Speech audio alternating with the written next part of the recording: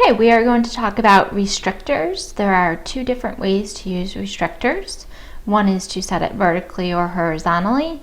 This is really helpful, especially when you have students coming up to the board and they're going to be doing a self-check exercise, for example, similar to the review vocabulary piece with color. This is nice because it just goes along that one path and it does not go all over the page, which can be frustrating, especially for some of your students who have special needs accommodations. So restrictors, first what we'll do is we're going to put the ladybug out onto the page. We're then going to go to our text tool, and let's say we wanted to put in the ladybug is red, just as a very generic brief piece. What we'll do is move the ladybug over here, and then we're going to group these two objects together. So you can click on the first piece, and then holding down the control key, click on your ladybug. You can see then the box goes all the way around. We then remember that down here in our toolbar, we're going to put this together so that now these always will move together because they are now grouped. So if I want my ladybug to only move a certain way, I'm going to move her to where I want. Then I'm going to go up and I'm going to move into design mode. I click on the grouped object. I then will go to my property browser.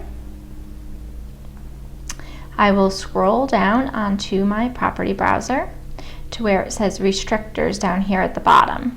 You have to hit on the little plus.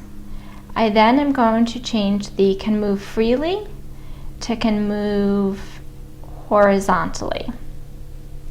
I then will click back over to here. I will turn it into presentation mode.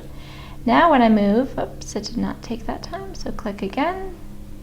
We're going to go over here. We're going to change it to horizontally. Click back. And now you can see as much as I try to move it around, it will only move horizontally. Another way that you can do a restrictor is that if you have an object, so let's go ahead and let's get Earth. If you want an object to move in a specific manner, what you'll need to do is that if you have an object, let's see, we'll do this piece with Earth. So if you have Earth out here, and let's resize this a little bit, and you wanted to talk to students about how the moon moves around the Earth,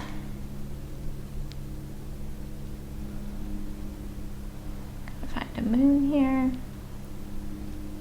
Okay, what you could do is first you would draw a line, and this is all before you would do this in front of students. You could draw a line around the Earth, okay, in the direction that the sun would take, the moon would go. You then, when you click on your object, you're going to go back to your restrictors, and instead of can move freely, you're going to say along a path. You then are going to go here and you're going to click on the dots, and you're going to choose the red object and click OK. Now, because we don't want this red line to show up, we're going to click on this, and we are going to go into the